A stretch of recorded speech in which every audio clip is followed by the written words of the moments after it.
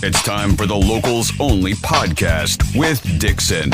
Hey, what's up, everybody? It's another edition of the 95X Locals Only podcast. I'm Dixon, and joining me today, the young, the lovely, Honor Bright. You lied already. I know. We're not young. Oh, come on. Young. We look young, but we're not young. We weren't even young when this was a thing. I think you were, really. The bands that we played with all seem to be younger than we were. Yes, we received many pretty comments consistently, yeah. about how we were 1,000. We were old. Well, here we go.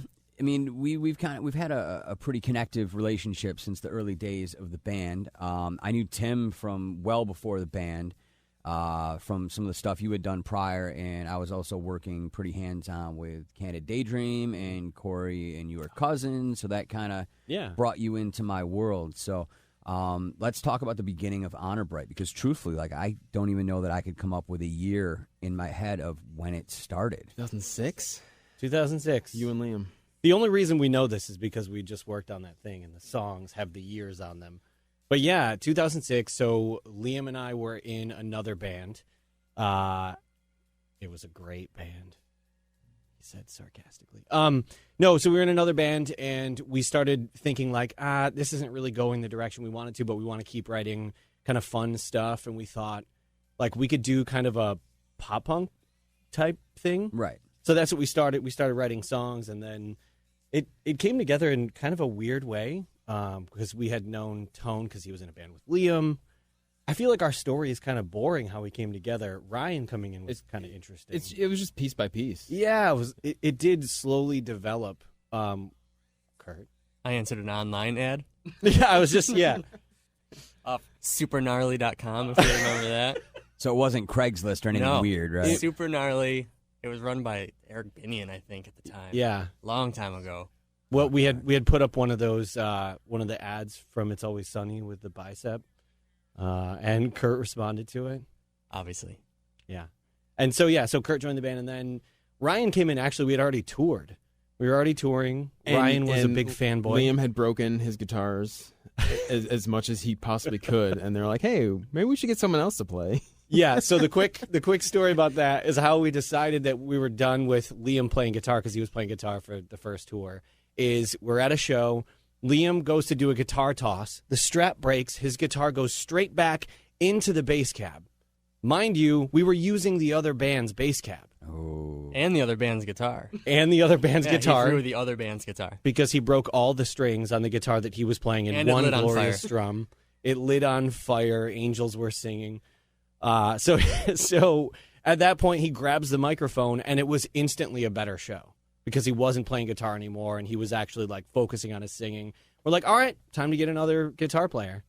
And Ryan had been coming to all of our shows religiously. I was a love lackey. notes. I was a fanboy. Yeah, And you're like, oh, maybe we might need a guitarist. And I was like, ooh, I know one. yeah. He sent us nudes. This guy. And it was- Ryan actually wrote us a very nice long letter about why he should be in the band. And as far as I know, Liam still has it somewhere. yeah, we can post it. If you... Like an actual physical letter or an email? I think it was a letter or an email. I think it was a MySpace message. Oh, maybe? MySpace message. Yeah, it was Sounds about definitely right. it was definitely a little fanboyish. I was like, oh, well, this is all the reasons I should be in the band, and this is why I like you guys, and this is what I can offer. And what other reason to have somebody join your band beyond the ability to play the guitar is to, have them be a fan. Yeah. Let's get a fan in the band. Then we lost all of our fans at that point because everybody was in the band. Well, we all know that's not true. But a good point you guys made there, and we'll jump back to the history of the band in a little bit. But you brought up MySpace, which ultimately was probably the first real social media platform that was beneficial to unsigned bands. And I know that you guys benefited greatly from being, a band at the early portion of social media becoming sort of a thing. Can you speak to like how much you genuinely think that the MySpace thing helped you guys as far as not only establishing a fan base in our local area, but giving you the ability to go out and tour other places? Yeah, It was huge. It for was sure. huge, Especially the way we did it back then. Because this is when it was just first starting, like you said. So we, at least each one of us, would go on our band page. We would have this like message that we would send people. We would go to like Cartel's page or Mayday Parade's page, We would just message everybody that commented on that page for that day, like 50 people, just one by one. Hey, we sound like this band. You should check us out. And we would do that for hours a day. And, now you can't really do that because everyone does that, so it's just spam and people filter it out. But back then, we got a lot of responses. We got a lot of fans through that. Yeah, I remember I was working, Liam and Tone and I were all working at the same place. And I was literally sitting at my computer doing that all day, going back and forth, like doing a little bit of my job and then doing that, which was horrible at the time, but they knew about it. So, all right, whatever. But yeah, we did. We built a huge following that way, or at least most of our following. And then that led to us actually playing on TRL on MTV because they were doing this whole thing about bands that had like a following online.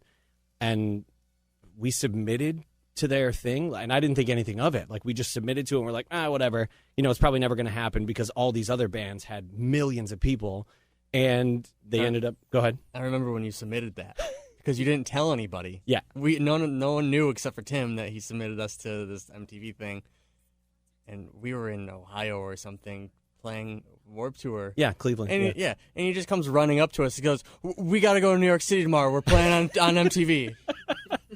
Yeah, it was nuts. We were playing Warped Tour, which already for us, dream come true. That's what we always wanted to do. And we had won the Battle of the Bands or whatever it was to get to play Warped Tour in Cleveland.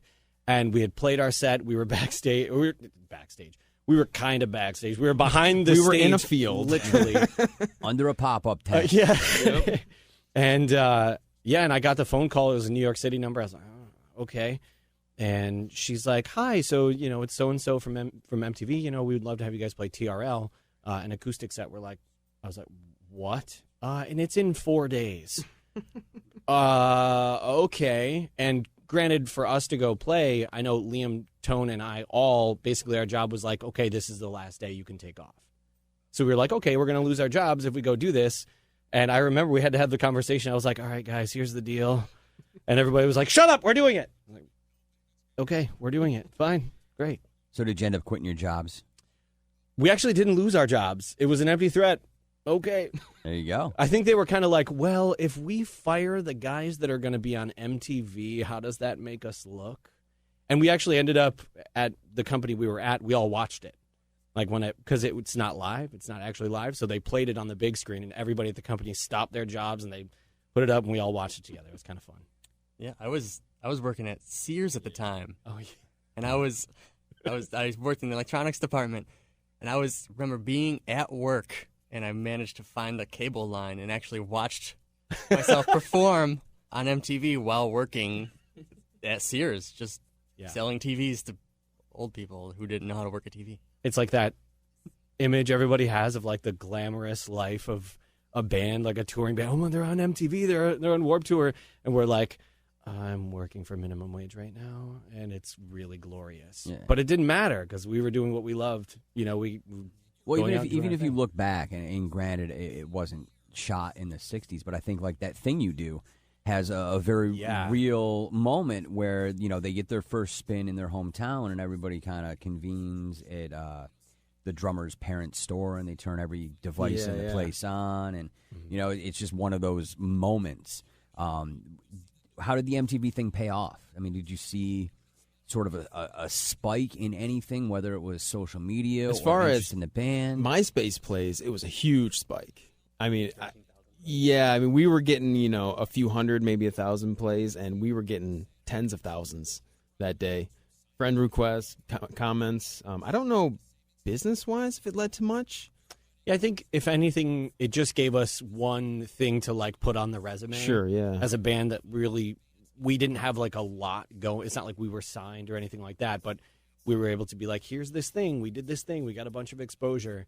I remember we did think, we were like, oh, this is going to really help us get signed and get management. Every band that's been on the show got signed eventually, so we're next.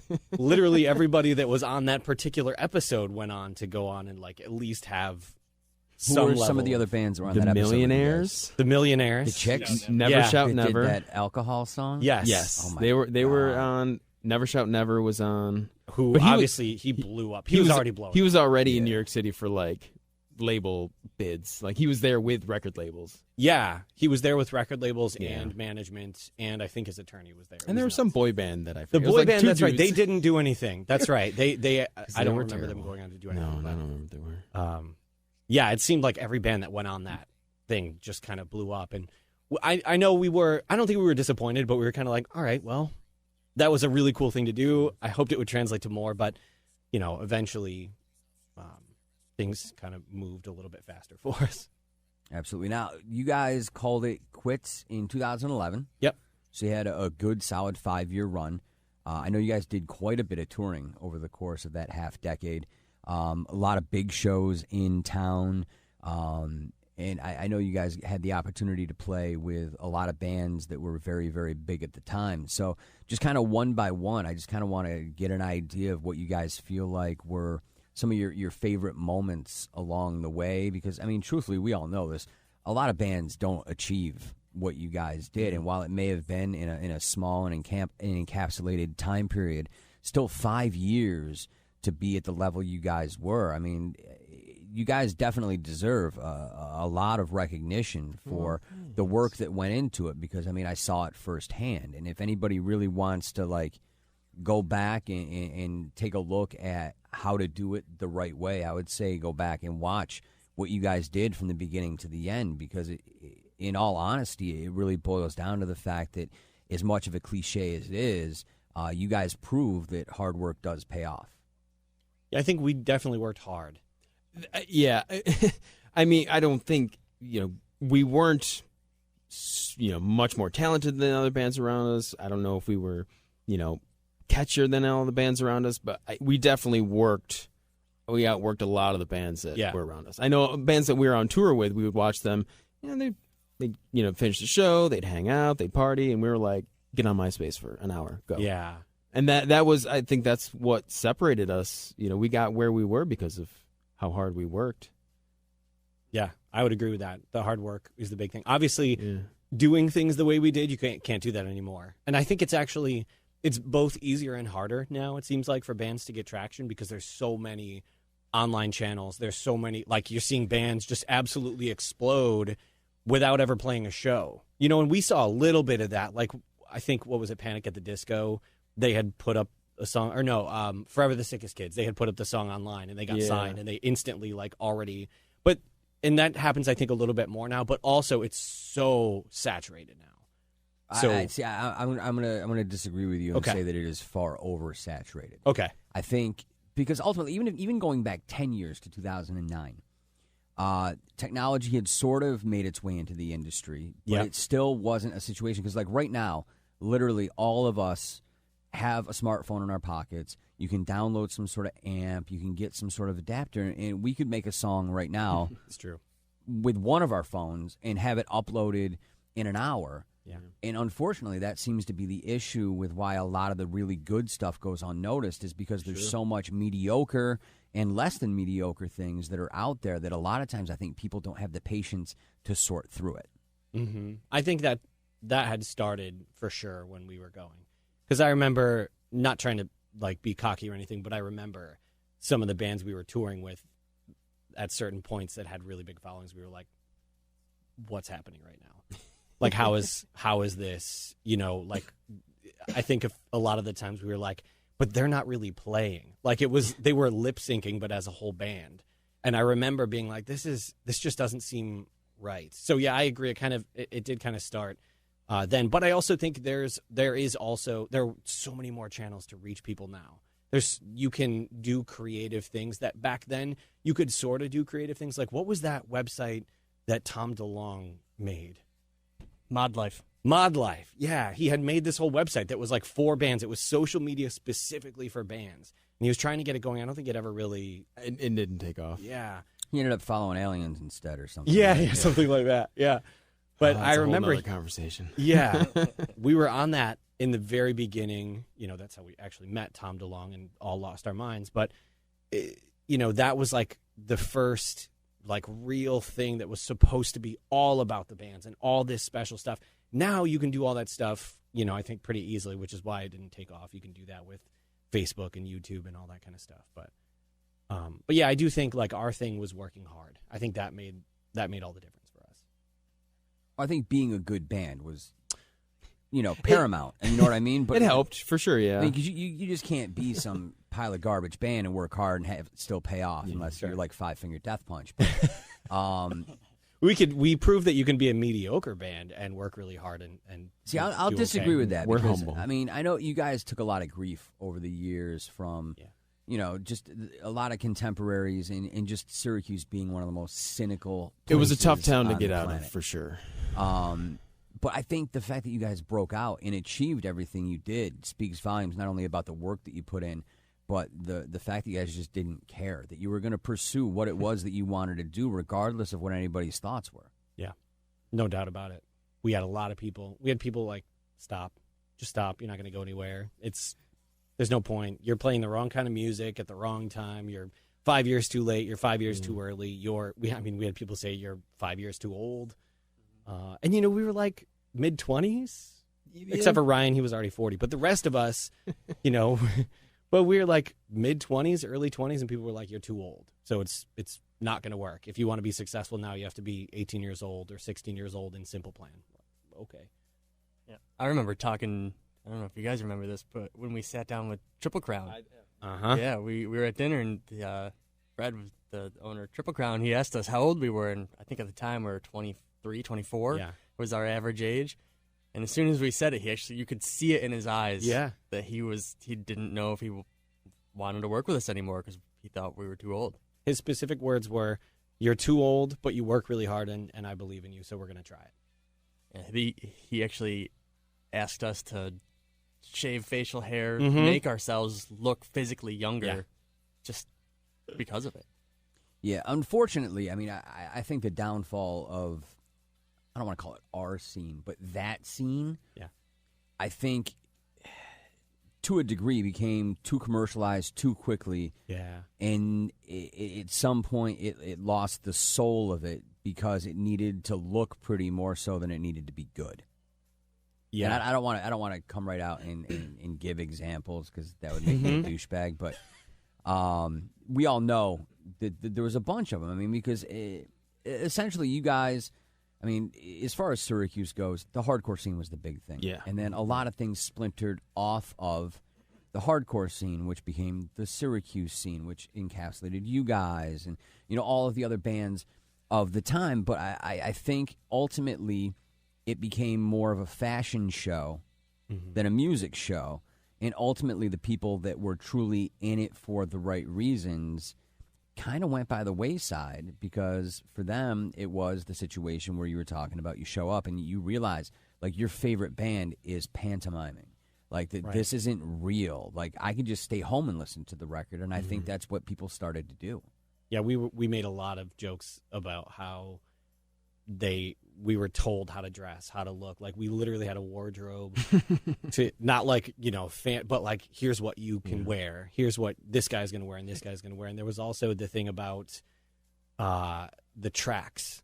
Like there was a certain point where they were like, you need to have samples, playing because all the bands would have samples. They'd have this stuff that was going, the little techno stuff happening while you were playing or whatever. And we were kind of like, no. Yeah, Like- I remember trying to load all that. I bought one of those little, basically just a digital pad, and you hit the pad and it starts playing. Like a D4 pad. Yeah, or like a something D4 like pad, that. exactly. So I remember preloading all these things on it, and then we also tried it with an iPod, and it was just so frustrating, and it felt so fake in a way. Like it wasn't, because even from the very beginning, and correct me if I'm wrong, but we always kind of wanted to, if we can't do it ourselves live, we didn't necessarily want to overdo it on the albums. Yeah. Just because we wanted that, we wanted to give people a genuine show and like this is And who it's we are, organic. this is what we love. Yeah. Yeah. So and I mean, Newfound Glory never used backing tracks. Right. You know what I mean? And I would have to say they were pretty successful. Yeah. Still are. Well, that's part of the reason why all five of us would sing, because we would do something Right. on the album and be like, well, let's do that live. Let's And I also think there's a line between being fake and having tracks and wearing costumes and then just being professionals and putting on a good show. Totally. I mean, there was a time when, we would just show up and we would play. And then as we went, it was like, well, maybe we should kind of, have like, I'll wear a button up, you wear, a Henley or whatever those shirts were called. And, maybe, we'll have like darker colors and, we'll work out the set list and we'll polish it up. And there, you can definitely go too far and be too perfect and too good looking. Well, we never had that problem, either of those problems, being too perfect or good looking. We were all perfect. But yeah, I mean, especially with other bands, in our scene at our level, a lot of them didn't have that professionality to, put together a show, and give the kids a show. And there's definitely a line, and I think personally, we stayed on that line. We never went to the point where it wasn't us. Yeah, and totally, like, we didn't have anything against bands that would use samples or have electronic stuff in their music. That was all cool, but for us, it was just a matter of they were like, you have to do this if you want to be successful. If you want to hang with these other bands, if you want to get on these bigger tours, you have to add samples or take this thing from your record, the bops, and put them in the background. And we were like, we just don't want to do that. Like, it's just that's not for us. That's not our style. And you just listen to the album then. Yeah. So we didn't do it. I mean, I'm not gonna come straight out and just shit all over backing tracks, because I think there are some instances where it's beneficial to that particular band or that particular style. But I think with what you guys were doing, and especially that scene you were associated with, it became too much of a thing. I think it became something that too many bands relied on. And ultimately, like, it's cool that you've got a great light show, and it's cool that everything sounds perfect. But, like, a perfect example for me is, like, there was a very big band that ended up playing The Furnace that the vocal track stopped about halfway through the song. They didn't know what to do. And the dude got caught out there lip-syncing to a part that wasn't playing through the PA. And you just saw it spread through the crowd like wildfire. And that was the moment where I think a lot of, and it is, this is going to sound awful, but I think a lot of young kids lost their innocence a little bit in that moment, because they like, because here's the thing, we're all musicians, we all work in the industry, we all know all this stuff, but when you're talking like 2007, 2008, even going back like that small period of time, a lot of the younger kids that were coming to shows just didn't get it. Yeah, they don't know that guitars don't make that bleep bleep noise, and you know what I mean? Like, it's just, they're 13, they're 14 years old, they're buying records, they're consumers, they're not musicians, they're not educated in this stuff. So, I mean, I felt bad in the room watching like teenage girls like come to the realization of like, oh my God, my favorite band isn't really playing right now. Yeah, totally. And I think the other thing for us too is that we never had any misconception that our band was like this. When we played live, we were like this tight machine. We were sloppy, we were messy, we were fun, but that's exactly it. Like, we always said we would sacrifice like sounding perfect for putting on a good show. Like, we rocked out. I remember, like, one of my favorite examples is we showcased for Universal Republic, I think. We showcased for a major label at one point. Yeah. And it's like, if you've never been to a showcase or seen what they are, it's literally so awkward. Yeah, you're in a big room and there's like 5 executives in suits watching you. I mean, yeah, in folding chairs, like 12 feet in front of you. Yep, there's nobody else in the room. It's this big, it feels like a stage. It felt like The Lost, and then there's 12 people in chairs. Sort of like the scene in Back to the Future where Marty McFly's band's playing to Huey Lewis and the other people. Exactly. Yep. It's also 10 o'clock in the morning, and you're just woke up or just played the show night before, so it's almost like disingenuous in a way. It was nuts. And so I remember we went in, we didn't know what we were doing. Like, we were there with an attorney who set it up. We had hired an attorney before we ever had a label or management, but whatever. So he set it up for us. He got us this showcase where they were like, all right, we're going to do what we do best. Like, we could sit here play and our set, play songs and just like stand still and rock out, but that's not who we were. So we just went nuts. Yep. We're in the room, we're jumping around, throwing guitars around. Liam's doing mic swings in front of 6 people. And afterwards, obviously we didn't sign with them, but they were like, the one thing, we were really impressed by your show. You put on a hell of a show. We've never seen anybody rock out at a showcase before. And we were like, well, that's our DNA. That's literally who we are. We're a band that goes up on stage and just leaves it all out there. We get off stage like out of breath, sweaty, and dying. Sore necks, sore backs. Yeah. It's who we were. Yeah. Absolutely. So let's dive into the recording side of Honor Bright, because I've sort of lost track of the amount of recordings. I mean, I know I've got some stuff like in the back catalog that I don't even know existed until now. Just old demo stuff that you guys had passed along when I was at the other radio station. We were trying to get, some airplay for you guys and whatever else. So let's start from, and let's just stick to like actual like released music, because I know that there were a lot of demos along the way. So timeline wise, what was the first actual released recording? Would we call Get Stoked the first official, sorta? Yeah. So we had this terrible little EP called Get Stoked. It was 5 songs. I wasn't even in the band yet. Yeah, Ryan wasn't in the band yet. I was in the band for about 2 weeks. Yeah, we're like, we're going to record. Yeah, I went to my audition to actually like try out for the band, and they're like, yeah, sure, I guess you can be in the band. And then they're like, oh, by the way, we're going to the studio in 2 weeks. Yeah. So I had I think it was 5 songs on there. Yeah. So I learned 5 songs, and then we went in. It was Subcat back when it was still in Skinny Atlas. Yeah. Underneath a dental office. Yeah. But yeah, that was our first official release. And we're gonna actually put those tracks, make them available soon, so that you can laugh with us. Because it was, whatever. We were a band for not very long. And then after that, we had Build Hearts from Stars, which was our full length. Yep. We originally released it on our own, and then Ulf released it on O Records. 2008. 2008. Yep. And then we had our EP, If This Was a Movie, which was 2009. In 2009, which is my personal favorite. Yeah. I love that one. It was a lot of fun. It's definitely the most, I would say, like the most us album. I think of all the ones we did, we were in it at that point. We had toured. We were really kind of coming together. We wrote we wrote our stuff how we wanted to write it. And it was also a dynamic. I mean, you guys had the full lineup for a while. You had toured behind. You'd spent time together. You learn everybody's sort of idiosyncratic things, their tendencies and whatnot. And at that point, I'll agree, you guys had hit your stride. Yeah, I thought so too. And I think we were having the most fun. And John DeClario killed it on the recording. Oh, I mean, as far as sounding goes, that's one of the best sounding albums we have. Yeah, John DeClario just did an amazing job. He's great, yeah. And then we did our full length a few years after that, Action Drama Suspense. Our record label debut. Record label debut on Triple Crown Records. And we recorded that with Jason Lancaster from Go Radio, but formerly of Mayday Parade, and Tom Denny from A Day to Remember. And that was a heck of an experience recording that album.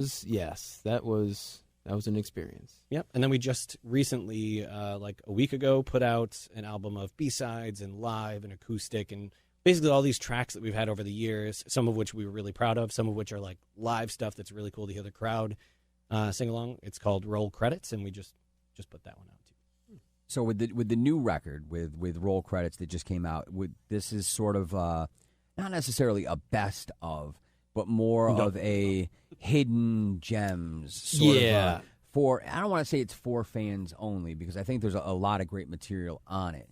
But ultimately, I think if you're an Honor Bright fan from back in the day, this is going to be right up your alley, because I think, especially on some of the tracks, it really gives you some insight into exactly what the band really was about. And I think it ultimately, without having to put it into words, helped explain the transitional periods as the band grew as well. I was talking to somebody about this the other day. I mean, it has the first show, right? The first live show, and it has songs from the last live show. Yep. And it has everything that's in between. And it is, like you said, the gaps. I mean, there's a few songs that we wrote before, If This Is a Movie, after Build Hearts, that never made any album. There's songs that we wrote in 2013 that we just put out as singles. There's demo versions of stuff that got cut in for albums. Live, acoustic. It's got, just over the years, we've accumulated all these things that just never had a place before. Right. And I know we've talked about it over the years of putting it out at some point. For some reason, it never happened. And, finally we just don't care. And we're like, let's just package it all up and put it out there. And it's not even everything. we had a lot that we had to weed out that just wasn't that good, but. So maybe there's a volume 2 in the works. I don't think so. It wouldn't be very good. What we put out, I think, was a matter of there were a few songs, like my personal favorites were the ones that like pre-production songs that never made it to an Yes, album. the ones that didn't make. If this is a movie, Yeah, like the that's Get Down. that's kind of always spawned this talk. We love those 4 songs. They're not quite album perfect, but Yeah. they were good enough that I thought people would enjoy them. There's so. a charm to them, man. Yeah, Something about that. When I listen to them now, it's us. Like there's no producer talking. There's no Yeah. person helping writing. It was recorded the way we wrote it in somebody's basement or someone's garage. Yeah. And it was us. Well, I had this conversation with Josh Coy a while back because they actually, Josh and Caleb did the first edition of the Locals Only podcast. And, nothing against the recorded long since stuff, but the stuff that I always go back and really enjoy when I'm just listening for my own personal entertainment is the demo stuff that never saw the light of day. I mean, there's a long since forgotten song called Can't See that I bust their balls about all the time. Like, that's the best song you never released. You never play it live. Like, somehow, some way figured out. And they did it for the reunion for me, which was cool. That's awesome. So I did get to see the one song. But, like, with you guys have a bunch of that stuff. And the cool thing for me is hearing it unencumbered by the outside interference of people who thought they knew better. Yeah. Because ultimately, like, and no offense to your later recordings, but there were times where it just almost didn't feel like you guys. And not to talk about it too much, but like we said with Action Drama Suspense, it was a weird recording because we did listen to guys that had been in longer than we have, guys that sold a lot more albums, and we thought they know more than we do, so let's take what they say and let's just do it. And now looking back, we listen and we're like, and I don't want to take anything away from that album by no means. No. Because from even a retrospective look back, it is a phenomenal sounding album. I dig the production, given the time period, how it holds up against other things that were recorded in that time period. I think it sounds great. Sure. I genuinely do. But I don't know if I agree with that, but I can appreciate that. I can appreciate your perspective. Put it side by side with some other stuff that came out around that time period. I think we still hear what we gripe about, but yeah, if you can separate yourself from that, I think it does sound. I think it sounds great. Yeah. And we really, I think we were really focused on, okay, we got the record label, we want this album to sell well. Yeah. We don't know what sells well if it's not standing in the line at Warped Tour, showing people our stuff with little CD players. So we're going to listen to these guys that combined have sold a gazillion records. Right. And our record label who's saying, listen to these guys who have sold 1 billion records. Yep.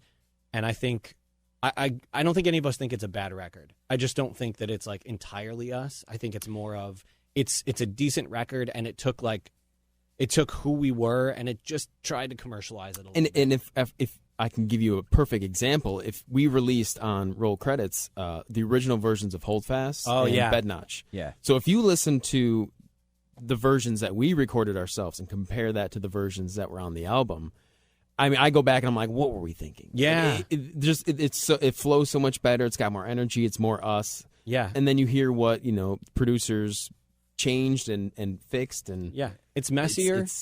It's messier the way that we did it before. Sure. It had more parts. A lot of parts. It wasn't really clear what the chorus was, but it was still like, I still like listening to that more. Yeah, way more.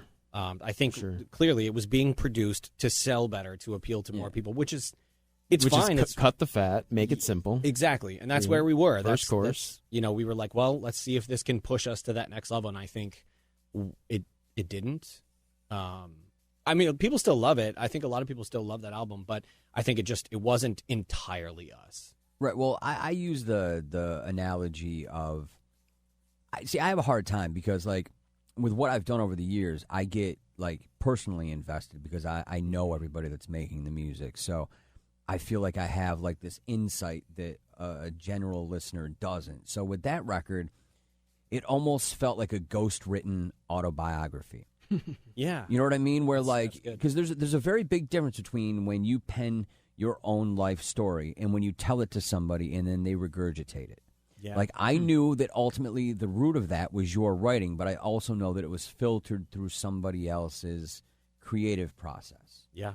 And is that a bad thing? No. Because ultimately, had that album broke you guys out, none of us would be having this conversation right now. Right. You know what I mean? Yeah. But I don't necessarily know that again, it's opportunity, it's timing, it's all of these things. It's so much more than just writing good songs and being a good live band. You've got to be in the right place at the right time, and unfortunately, the opportunity was missed. Yeah. And I think it's funny because, looking back now, we say, could we go back and change the past? We would have probably asked for maybe Jason to fly up here and recorded it with Steve Sobchak and had Jason help us just kind of get clarity around what we wanted the songs to be, kind of help us clean them up a little bit, but still have it be more us and recorded in his studio. And that if we was can an actual plug studio. Steve Sobchak, he was Oh my a God. huge reason why we got where we were in the beginning. Yeah. Yeah. He really was, yeah. And he's gone on to produce some of my favorite records that have come out of this town over the last few years. He's unbelievable. Yeah. Unbelievable. He makes you feel so comfortable. He understands. He's a musician himself. One of the probably better than every band he ever records. I think that's what I the thing about Steve is he understands the band he's recording. Yeah. And just kind of helps you. It sounds like every other band that talks about this great producer that they love, but he knew what we sounded like, and he was just like, well, you know what, this and this and this. It was just little things that just made the song so much better as opposed to revamping what we sounded like. He was always there just to take where we were and just take a little bit step more. Well, the thing I love about Steve, and I'll throw Justin Spalding into this conversation as well, because I think they're both kind of on equal standing, just in completely different worlds. But the thing I really dig about both of those guys is if they have an idea, from a producer standpoint, it's not like, yo, you need to do it this way. It's, Right. Hey, guys, let's try it this way. Just try it. Yeah. If it doesn't work, we don't keep it, but it's worth a shot. Let's give it a shot. Yeah. And then in that, you have this understanding of like, wow, he really does have our best interests in mind, and you're willing to give him the benefit of the doubt. And sometimes his ideas are dope. Yeah. And sometimes it doesn't work. I mean, that's how everything goes. But I think the cool thing about both of those kids, I don't even want to say kids because none of us are young anymore. Nobody ages in my brain. Yeah. You're always going to be 16 and with your acoustic guitar on stage at Armory High. But yeah, right. Like, but by the same token, like I think those guys have a vibe that that really works in getting the best out of the artists that they're currently working with, because they have an acute understanding not only of the band they're working with, but music in general. Especially with Steve, musically, he is more talented than anybody that I know, and he can kind of become part of your band, almost like a challenge for him. Like, I can do all these different styles. Today, I'm gonna, we're in the studio. I'm gonna become part of Honor Bright. I'm gonna be this, pop punk rock, and I'm gonna challenge myself to try to make this band sound better. And that's what he did. And if you do that. Yeah, and if you want to hear what that, I think, would have sounded like if you listen to roll credits, Arizona and Waiting for the End, those two songs we recorded after we weren't a band anymore. We kind of came together and we're like, we've got these songs that we had kind of sort of started, and we came together and we went in and recorded them with Steve. That's what I think we would have been at some point had we kind of been like, well, damn what everybody's telling us to do. Let's just do what we want. Let's make another album that's us. Go, Kurt, go. No, you basically just said what I was going to say. I mean, and the cool thing is like I played Waiting for the End on Locals Only for a long time, and it got a great response. And I think it was because at that point, I don't necessarily want to say that you had. There was a hiatus period where there wasn't. I mean, and technically there still isn't an Honor Bright, but you guys had sort of dipped in all aspects of just kind of disappearing for a little bit. So when that came back, I think it really reminded people of what drew them to you in the first place, as opposed to the later recordings that weren't necessarily the Honor Bright that the original crowd fell in love with. I think the two new songs most definitely spoke to the earlier years of the band. Here's why. I think it's because we just didn't give a hoot. We didn't care. We were like, we just want to write songs. We just want to write a couple songs together and put them out. That's what those two songs were. Yeah, we did exactly what we did when we wrote If This Was a Movie. Yes. We just, I want to do this, so let's do it. Yeah, who cares what? And it sounds good, and it worked out, and cool. If you don't like it, I don't care. And at that point, you had no skin in the game. Exactly. We weren't trying to get to a certain level. We weren't trying to impress anybody. We weren't trying to get record sales. Like, it was just like, this is what we're going to do. And that's honestly, I think that was like kind of where we went wrong at one point, was just like we got so focused on trying to push it as a business that, like, I know at one point I wasn't having fun anymore. But I think when we were just like, we're a band, we're touring, we're playing on stage, there's 5 kids or 500 kids, it doesn't matter. This is insane that this is what we get to do every day of our lives. When it was that, it was incredible. And I think, like, we did a tour with, I can't think of the band name right now, but they were at one point playing arenas, and then we toured with them, and From First to Last? from first to last, yeah. And we toured with them, and there were 50 kids, like, on a good night. And I remember They couldn't care less. they didn't care. They had checked out. There was the band that Skrillex kid was in at one point. Yeah, right? yeah. Yeah. The post Sonny leaving. Okay, yeah. Yeah. And I don't like that kid. they were He's short. so, like, they were so miserable. They were like, we would talk to them and be like, man, oh, it's just everything sucks. Like, music sucks, the scene sucks, touring sucks, this life sucks. And we were like, Which I totally get. When you I were get too, playing yeah. arenas and now you're playing a VFW for, yeah, it probably 45 kids, and yeah, that sucks. Yeah, but I remember I was like, oh, let's not be that. Like, let's enjoy it. And then we did the tour with Our Last Night, and We're just Vampires here, Everywhere, and by I the was way. like, That band's awesome. they are so good, and they're such good dudes. Unbelievable. Like, we, I won't crap on anybody, but I remember when we were on that tour, we us and them kind of got together. We're like, all right, we're going to hang out because you guys are cool, and this is fun. Like, we hung out with the other bands on that tour, but Our Last Night and us were kind of like, all right, cool, we're buds, because they were just so good, and we would rock out every night. And they weren't vampires. They had this thing that they did in their show where I can't say it, but they had a joke where they were like, if you don't go nuts, we will have relations with your parents. It was the final breakdown of their final song. Yeah. Yeah. If you're not moving, you're a bleeping bleep. Yeah. And so and then chug, chug, chug, chug. Yeah, so we one time I ran out and I grabbed the mic. Yeah. And I changed First of all, it. you ran out too early. I ran out way too early. You had to wait And I was like 2 more parts dancing on stage because Yeah. you went up at the wrong time. Whoops. And then I said it, and I don't think anybody heard it except for one of the dudes in the band, and they were like, one of You're the not dudes in their moving. band was like laughing hysterically, and the rest of them were like, what the hell is he doing? What is this weirdo doing on stage right now? But We laughed. yeah, it was. We have it on tape too. Very cool. Before I forget to throw the plug in there, let's talk about Roll Credits, where it's available, how people can actually get their ears on it. Yeah, it's on iTunes, Apple Music, Spotify, and Diva, something in France. If there's another one, I don't know what There's it is. another one in France.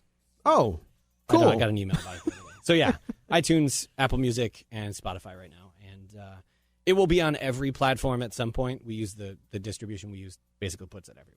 Very cool. Any physical copies in the plans or no? Nope. Okay. No, we're broke. Yes. Plus, I haven't owned a physical copy of anything in a very long time, music-wise. I have plenty in the basement if you'd like some. Hey, man, there's that hardcore yard sale coming up. Pull them out. I'm just holding on for 20 years from now when we blow up. There'll be collector's items. Well, But First at that editions. point, there'll be no way to play them. Yeah, That's the point. It'd be like the 8-track. People are like, wow, what's that? yeah. I don't know. Cassettes did come back somehow, and That happened? those are pretty terrible. Don't get me started on this hipster nonsense of cassettes.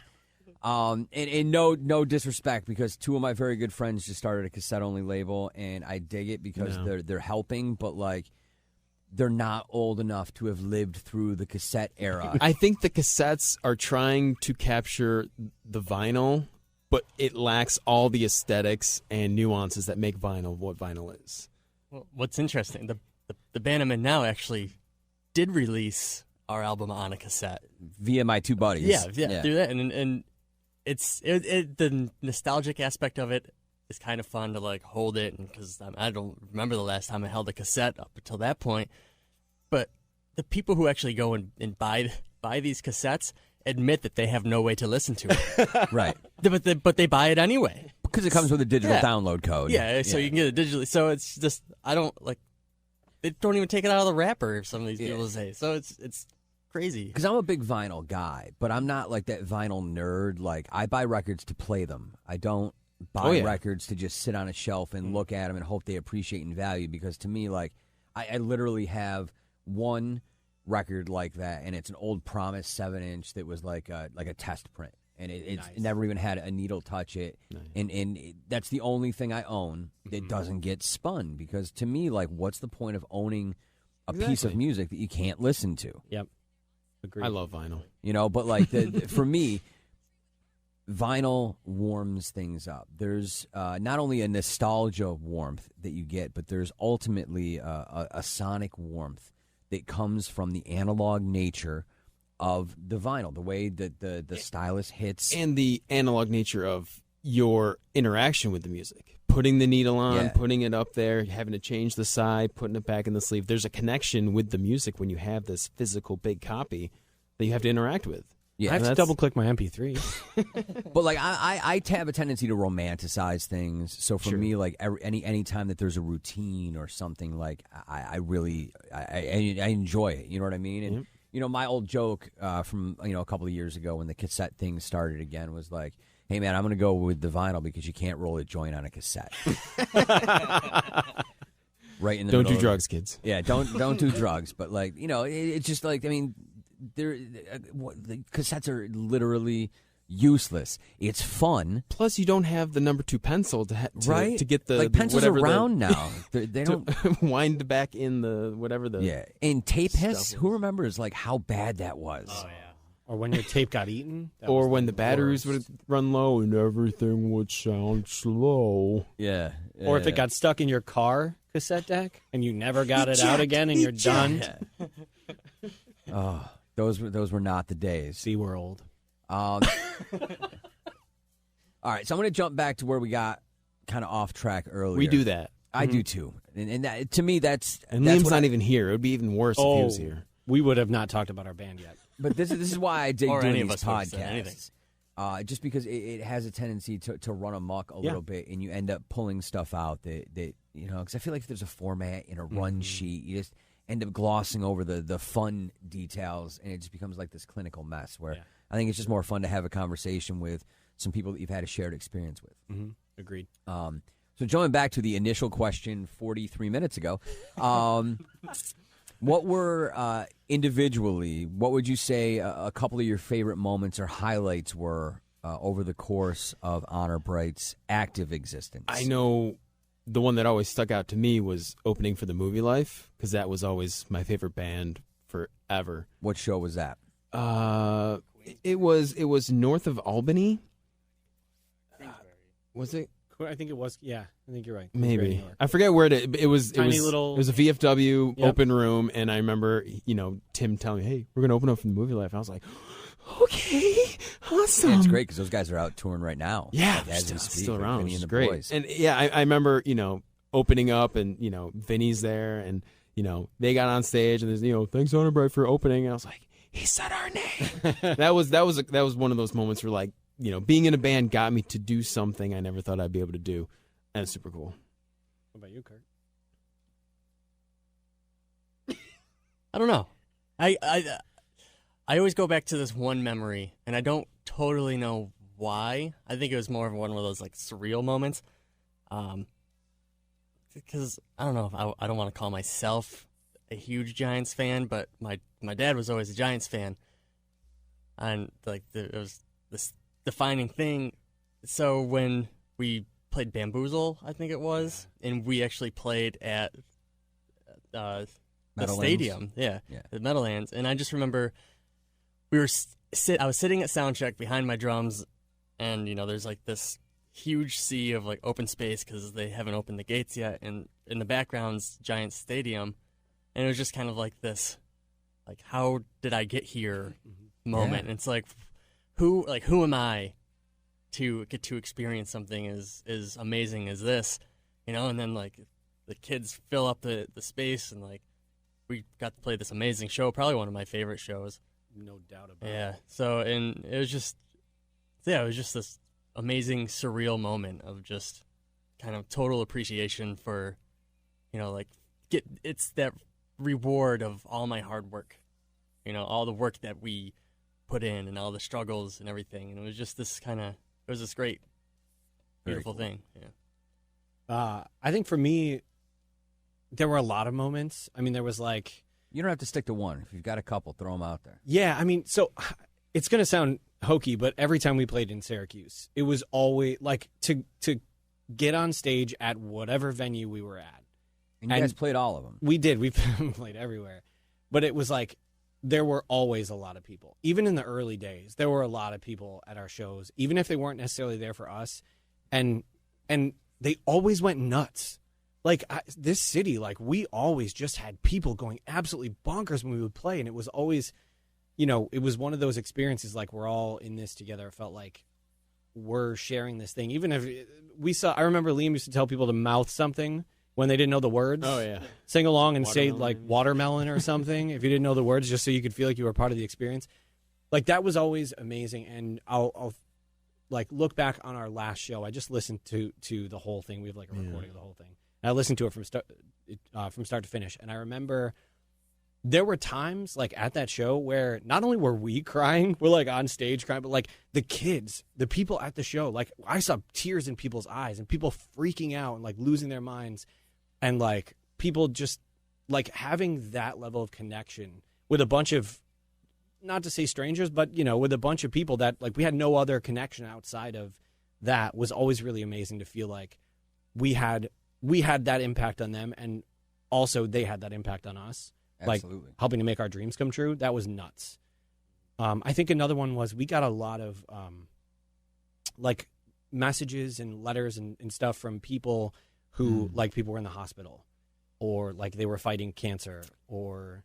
The guy in the military? Yeah. Remember that letter? Yeah. Yeah, I forget. I wish I still had MySpace. Yeah. But yeah, a guy wrote us a letter and was like, hey, you know, I was overseas in the military, and the first time my, you know, Jeep got shot at, I was listening to Take My Hand on your album, and I was like, wow, that's wild. Yeah. The guy that got I think he got hit on his bike or on his skateboard or something. Yeah, out in Clinton. And yeah, and his friend had us come into the hospital. And, yeah, got like, hit by a car skateboarding and was in rough shape. And we went to the hospital and saw him, and he was super happy to see us, and his parents were happy to see us. And we're sitting here like, I just play guitar. Yeah, jump around on stage with terrible hair. Yeah, what did I do? Those experiences were like next level, like beyond just like we get to play music. Moments when you realize you've done something that other people, it matters to them a lot. Yeah, like they take your music and it means something to them. Like we just wrote them in garages and vans, and these kids listen to them and it means something to them. That's wild. Well, I think that speaks to the legacy of the band overall. I mean, for me, the calling card of Honor Bright was the fact that everything always seemed very honest, both musically and lyrically. It was hard on sleeve. It was this truly open relationship that you had with your audience when it came to not only performing but putting the music down for the records. And I can't say enough that, like, for me, I don't know that there's been a more loyal fan base for any band in the tenure that I've been doing this. And I'm going on 27 years at this point. I mean, were there bands that outdrew you guys? Sure. Were there bands that attained more on a national level? Maybe. Yeah, I think so. But for me, as far as being in a room with an audience in a band and feeling that overall vibe, and I know that's just such an overused and generic word these days, but if you were there, you would understand what I meant, because, like, there was never a fight in an Honor Bright show. There was never any drama in an Honor. I mean, there's obviously, like, you know, dumb boyfriend-girlfriend stuff that happens in the back of the room after the gig, but, like, you know what I mean? Like, there were, it always felt good to be in the room when you guys were ready to play. Yeah, that kind of goes back to the keeping things genuine that we've always we wanted to keep things real, because we are also the kids in the crowd.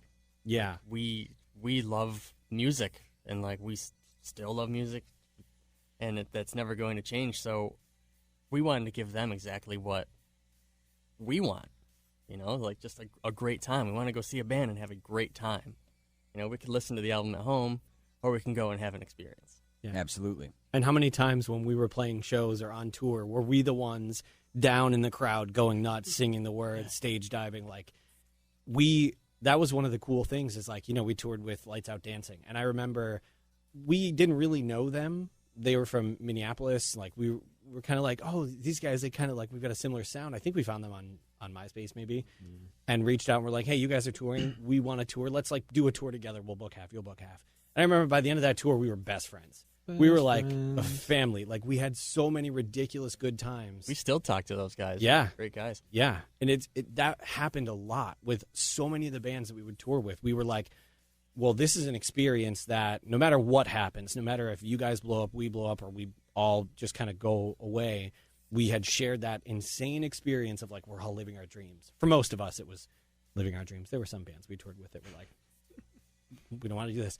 But that was also, I think, another really big thing was, like, just developing those tight relationships with people, again, you would never connect with otherwise. And to circle back on the fans, I don't know if it was our fault or their fault, but it always felt like they were our friends and we were their friends. Yeah.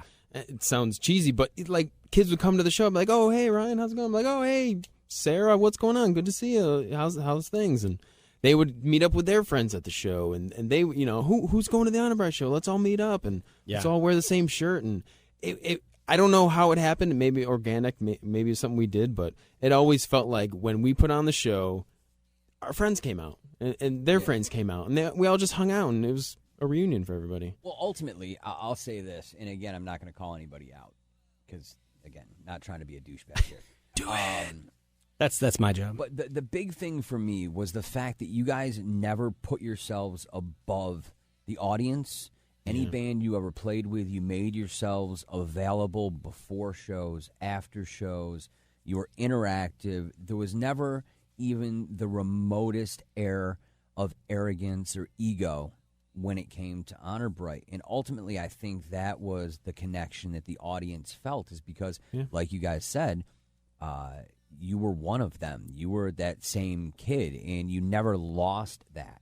And to me, I think that speaks volumes not only about the band, but to all of your character as individuals and human beings as well, because you've experienced it touring with other bands, playing with other bands. Like, that's a rare thing, and more so in today's music industry. I'm sure. And that is, I think for us, it wasn't ever like, I don't know if it was even a conscious effort. Like, I don't think it was. No, it was just we are just a bunch of kids that like to go to shows anyway.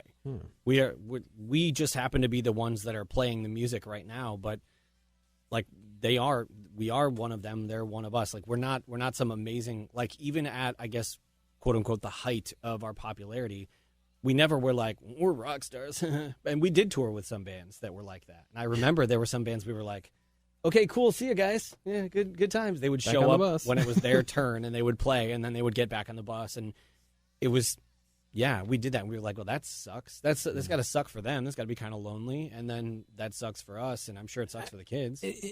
I don't know. It might have just come from the grind that we had to do, especially on the road. We would go to the mall, and we would have a backpack full of CDs and a CD player. Please listen to our band. Here's a flyer. Come to our show.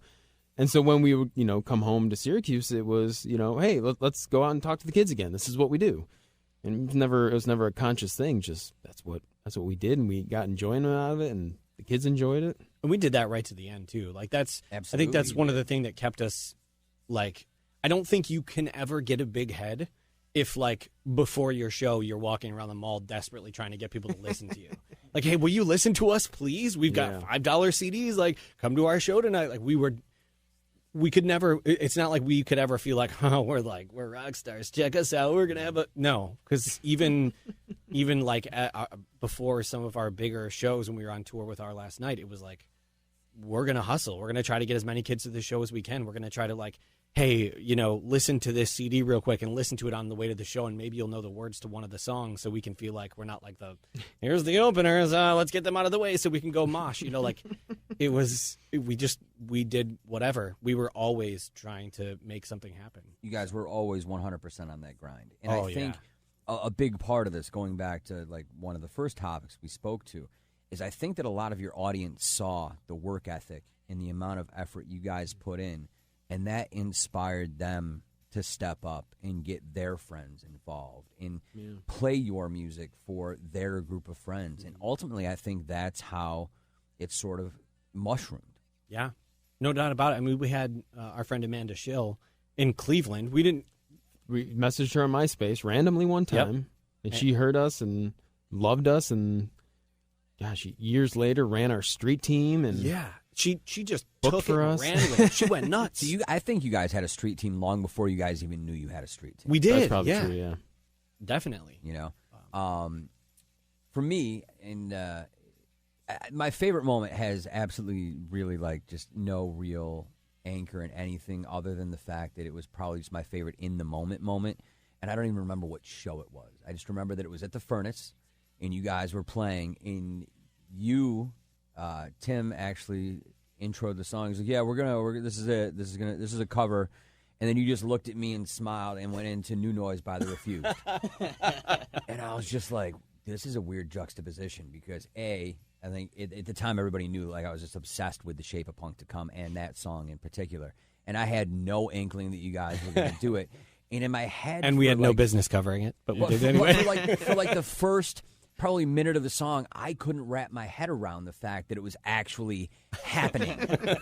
And I just kind of stood there dumbfounded because I was the big fat dude with the beard on stage that did security at all the Furnace shows. You know what I mean? So like it was really the only other moment that I got caught off guard in that situation was like during a Zoloft the Rock and Roll Destroyer set when they played a song that they swore they never played live, and I was just like, just turned around and just lost myself in the moment. And that was like one of my favorite honor bright moments was just because I was just so taken aback by it, and I don't even remember if it was good or not. I just remember it happening. It wasn't. And just being like, oh, this is great. We had fun. I mean, that was one of those things that it was literally, there's not a lot of bands where all five of us loved those bands. We would have like, most of us would like it, and there'd be one person like, oh my God, we're going to listen to that band again. But that was just kind of one of those things like, let's do it. That'd be weird. Let's bust it out at a random show in the middle of nowhere and butcher this song, but have a lot of fun doing it. Have 3 people in the crowd know the song. And you know those 3 people because they just start moshing with themselves. Yep. Oh yeah, I had every intention of like front flipping into the crowd, and then but it was 16-year-old girls, it's all 15-year-old girls, and I weigh almost 400 pounds. And we did that cover set at the Westcott where we did because we were the pop punk band, so sing along days. Yeah, so we're like, well, let's just do the heaviest music we can. What did we do? We did Poison the Well. Poison the Well, Refused. There was one kid's song that was not heavy. There was. I think we opened. Yeah, we opened with a couple of heavy ones. Yeah, I think there was 3, but I don't remember. What Get Up's Kids song did you guys do? 10 minutes. Yeah. Have you heard that new Get Up Kids record, by the way? Not to get too far. Yes, and it's fantastic. How great is that, right? I'm so excited for it. I didn't even know it came out. It's not out yet. It comes out May 10th, but they've released a couple like teaser songs. They're so good. I have it. It excites. Oh, you have it? it? Now I'm very I feel like maybe I can have it now, too. If it's not watermarked, I'll share it. I mean, no, you can't have it. Yeah. As he nods. It's literally one of the only perks of being in radio. Yeah. Is that you get a lot of stuff ahead of time. Like the new Lumineers dropped yesterday. So in real time, that would have been Friday, April 5th. So we're doing this Saturday, April 6th. It'll actually get dropped on April 10th. So, but 3 days before the release, I got to hear it. Oh, nice. And ultimately, like when you're able to by the time this, so like my favorite band in the entire world, Silver Sun Pickups, and I got to hear the single like 4 weeks ago, and the thing doesn't drop until Thursday the 11th. So for me, like, it was just like, okay, I'll put up with everything that I hate about the job that I do because I got to hear this, so it's cool, you know what I mean? Yeah. But like, the Get Up Kids new record, the new single is called The Problem Is Me. So good. So good. I love this era that we're in of like all of our bands that we liked from forever ago that haven't really done a lot for a long time are starting to put out records again. Like American Football put out a new album, and it is friggin' amazing. Pedro the Lions doing the same thing. They got back that together. Pedro record is so good. I've been obsessed with Pedro the Lions since I was in high school. I remember seeing them in like 2002 at a local college with 50 other people, and I just went to Philadelphia with my wife to go see them, and they're just unreal. They're Absolutely. I highly recommend that album to anybody that feels like listening to it. And what's cool about that American Football is that they understood that it was a proper thing to do to include Haley Williams on the single just to kind of get their foot back in the door based on how long they had been away. Right. And the fact that, like the four of us standing here are all American football fans, probably. But the general populace, not at all. Exactly. So in order to bring some attention to it, why not grab the girl that sings in Paramore? Right. Yeah. Yeah. You can't go wrong putting her on any album, in any song. And it's not like she sucks. So she's pretty fantastic. So She sings good. Yeah, it's a great album. Yeah. It's a great comeback album. Oh yeah, absolutely, no doubt about it. So we're getting towards the end of this. I know you guys have some stuff you've got to do. So let's just go over what everybody's up to these days. Let's start with the guys that aren't in the room. So Liam is in California. He lives there with his wife and son, and he works for Coke. He sells Coke. The drink. Sure. Yeah, that's what you want to tell yourself. That's what it says. Yep. And Tone is married with two little babies, and works at a car dealership, rocking it, helping with the service and that kind of thing. Go ahead, Ryan. You go. I am a tech nerd. I do computer stuff. It's not anything to talk about, but married to a woman who I can see right now. Hey, I got a daughter, just doing the dad thing, not trying to lose my brain running after a 2-year-old. So nothing musical in your Nothing world musical right now. No, I talked about actually Def Jeff, Syracuse.com called me. We chatted for a minute, and he asked why I haven't done anything, and I told him it's just I did a few things after, but it's never the same. The Honor Bright was something special, and everything I did just felt it missed whatever we had, and I haven't been motivated to do anything since. Plus, you're like 100, and if you try to play a guitar, all of your joints will fall apart. I am an old man. That is true. Hey, Kurt, what are you doing? Hi. I feel like I'm at a loss for words. I work in architecture. Went back to school, did that whole thing, and I specialize in healthcare. So I work with a lot of the hospitals in the area. So that's kind of it. Got married, which is always very exciting. I have 2 cats and a dog. That's kind of about it, I guess. I currently play in another band with, as you mentioned earlier, with Josh and Caleb Coy from Long Sense, as well as George Jake Patterson, who used to play bass for Anorexic Beauty Queen back in the day. So we call ourselves Sympathy. And yes, we did name it after the Get Up Kids song. Yeah, I am. Judge me. I don't care. So what's the status of the band with Caleb moving away again? We're still gonna keep doing it because the whole thing it was always just kind of like a record only project. Right, it was for the most part. That's what we were going to do, and then people started asking us to play shows, and we're like, yeah, absolutely, let's play some shows, and so we do it when we can, and with Caleb being gone, he's still gonna kind of pop up this way. Plus, with recording nowadays, you don't need to be in the same city.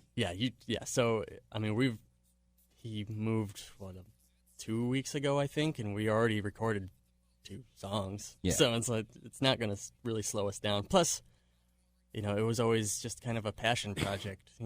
Something fun to do. If it works, cool. If it doesn't, in a quick aside from that, we played together at the Westcott Community Center. Yeah, that was before great. Christmas, and you guys absolutely crushed that Jimmy Eat World set. Yeah, that was a great set. That was so much fun. I've been to, I would say, probably 85 to 90% of these events, these sing-along cover events, and I'm just going to put it out there. That is probably tied for first with the Scarlet Ending set, where they went from Firestorm to Barracuda. Yeah, It was nuts. And we actually kind of did a little tribute to the Scarlet Ending doing that at that show because it was just one of my favorite moments of my entire career.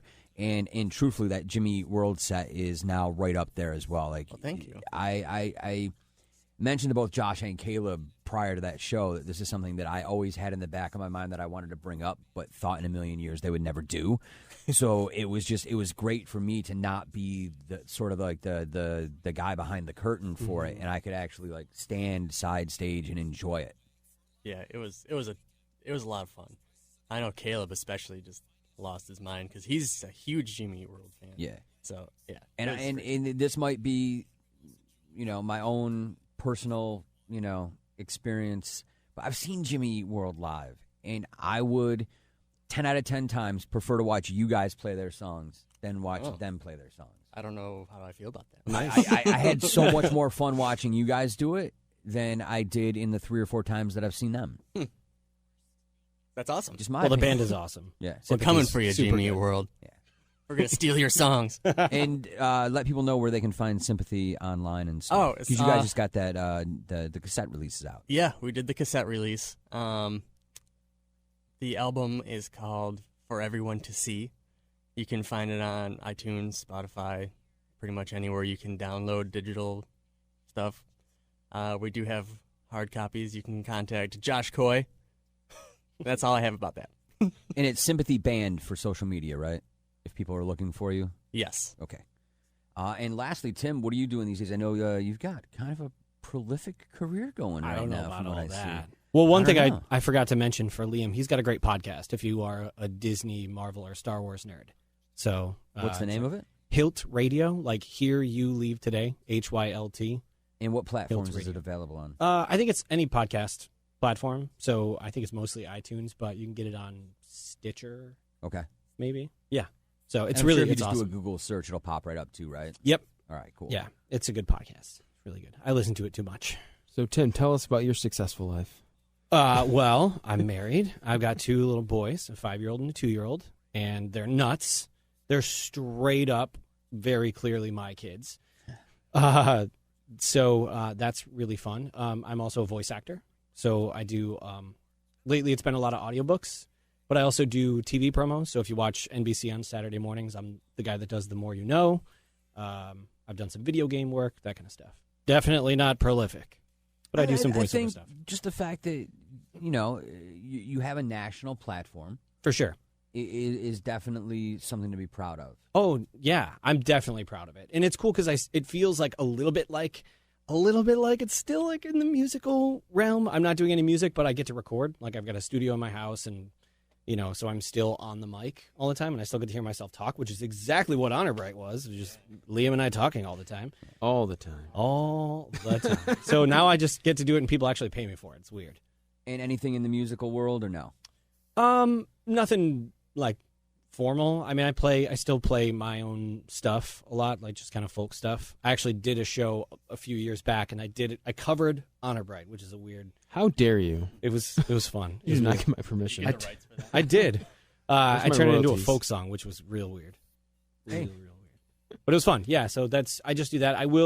I'll eventually record it again, but I'm old and lazy and tired. I feel you, man. I'm right there with you. So once again, Honor Bright, thank you so much for coming in today and kind of revisiting the highlights of the spectacular 5 years you guys had together. The new release is called Roll Credits. It's available across all platforms. It is less of a best of and more of a Forgotten Gems collection. There's some demo stuff, some live stuff, some acoustic stuff. I suggest you go and check it out. Definitely worthwhile. Especially, and if you're an old school Honor Bright fan, this is a must-have in my opinion. If you like has-beens, Oh, that should give it up. Already. Now, you mentioned you had a bunch of CDs left. I do, yeah. Do you guys still have like boxes and boxes of old Honor Bright merch? Merch, no. I have CDs? like 5 or 6 of each album in my basement. Well, that's not too bad. I'm Yeah. imagining like I think before the last show, we all just kind of took a little bit of what we wanted as far as albums go, and then we just sold everything out. We pretty much sold everything that last show. so. If you have Honor Bright stuff, it's collectible. Sure Yeah. is limited now. Sure, there's like 16 people in the state of New York that would be really stoked to have it. Always humble. Well, thank you Always again, humble. guys, for doing this. I really appreciate Hey, it. thank you for And, having us. This was Once fun. again, check out Roll Credits from Honor Bright, available now across all music platforms. And we'll be back 1 week from today with a new 95X Locals Only podcast with the boys from Trench. Until then, it's Dixon out.